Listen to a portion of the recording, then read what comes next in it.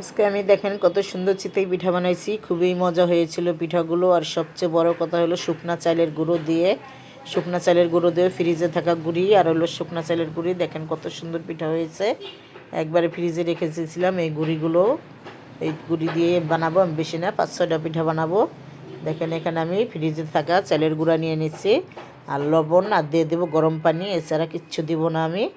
এই 3টা উপকরণ দিয়েই বানাবো। একটু ফ্রিজে থাকা পানি, যেহেতু গরম পানি দিতে হবে, একবারও কুসুম গরম না, একবারও টাটকা বলক আসা পানি না। বলক আসার পরে যে পানিটা থাকবে ওই পানিটা দিবেন। দিয়ে প্রায় আমি 5-7 মিনিট পর্যন্ত এইভাবে লাড়াচাড়া করব, ছেনে নিব। 7 মিনিট পর্যন্ত এইভাবে ফিরে নেবেন, তাহলে যত মাখাটা ভালো হবে অত পিঠাটা ফুলবে। হয়ে গেছে, এখন আমি একে একে পিঠাগুলো বানাই নিব। দেখেন কত সুন্দর হয়েছে, এরকম মিডিয়াম একটা করেছি আমি। এখন একে একে দিয়ে দিব পিঠাগুলো। 10 মিনিট কিন্তু আমি ঢেকে রেখে দিয়েছিলাম। চালের গুঁড়োটা গুলাইয়ে সবসময় গরম পানিতে গুলাই 10 মিনিট ঢেকে রেখে দিবেন, পরে পিঠাগুলো ভাজবেন, খুবই সুন্দর হবে। এখন আমি ইসের ভিতরে পিঠাটা ভাজে নিব। তরকারি রান্না করার কড়াইতে কোনো সাজও নেই আমি, এটা করে আমি তরকারি রান্না করি মাটির কড়াইটায়।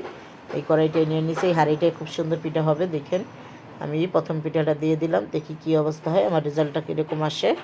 এখন আমি 2 মিনিট ঢেকে রাখবো, ঢেকে রেখে পিঠাটা তুলে নিব। দেখেন কত সুন্দর হয়েছে, একবারে ফুলে গেছে।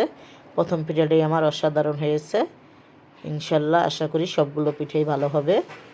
এখন আমি পিঠাগুলো তুলে নিব। একটু খাড়া হাঁড়িটা, এর জন্য একটু সমস্যা, কিন্তু এমনি হাঁড়িটাই পিঠা সুন্দরই হয়েছে। আমি তরকারি রান্নার হাঁড়িতেই পিঠা বানিয়ে নিয়েছি। দেখেন কত সুন্দর হয়েছে, পুরোটা পিঠা একবারে ছিদ্রি হয়েছে। এই পিঠা ভিজাইলেও খুব সুন্দর ভিজবে। আমি আজকে ভিজাবো না, আজকে গরুর মাংস আর শুটকি ভর্তা দেখাবো। আর একটা পিঠা দিয়ে দিলাম। আর পিঠা দেওয়ার টিপস হয়েছে একটা, এরকম পিঠাগুলি যখন ঝিরি একবারে সিট হইতে যাবে তখন পিঠাটা আর মাঝে মাঝে একটু হালকা করে একবার একটু পানি দিয়ে দিবেন, তাহলে সাইডটা পিঠাটা আর শক্ত হবে না, একবার নরম থাকবে। আর পিঠাটা যখন ঝিরি উঠবে তখন ডাকনাটা দিবেন, তাহলে পিঠা খুব সুন্দর হবে। হয়ে গেছে, এটাও আমি তুলে নিলাম। আরও একটা পিঠা দিয়ে দিচ্ছি। আমি 3টা পিঠা মোট বানাই দেখাচ্ছি, পরে আমি বেশি বানাবো না, আমি 6-7টা পিঠাই বানাবো। এখন আরও একটা পিঠা দিয়ে দিচ্ছি। দেখেন এই পিঠাটাও কত সুন্দর হয়েছে, পিঠাটা তো খুব সুন্দর ফুলেছে, একবারে ফুলে ছিদ্রি যুক্ত পিঠা হয়েছে। এরকম পিঠা খেতে কিন্তু মজা লাগে। এটা আপনারা দুধ দিয়ে গুড় দিয়ে ভিজাইলেও খুব সুন্দর হবে। দেখেন একবারে সফট হয়েছে পিঠাগুলো, খেতে তো খুবই মজা হয়েছিল। দেখেন অনেক সুন্দর হয়েছে পিঠাটি। আমি কিন্তু কোনো কিছুই দেই নেই, শুধু চালের গুঁড়া, পানি আর লবণ। সবগুলো পিঠা বানানো হয়ে গেছে। এখানে আমার 7টা পিঠা হয়েছে। দেখেন এখন আমি মাংস তরকারিটা গরম করে নিয়েছি। এখানে গরুর মাংস রান্না করেছিলাম দুপুরে, এটা আছে। আর এখানে আমি একটু শুটকি ভর্তা করেছিলাম।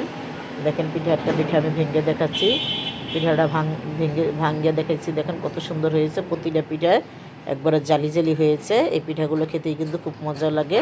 আর এখানে আমি কাঁচামরিচ, শুকনো মরিচ, পেঁয়াজ, কাঁচামরিচ দিয়ে আমি এখানে একটা শুটকি দিয়ে ভর্তা করে নিয়েছি।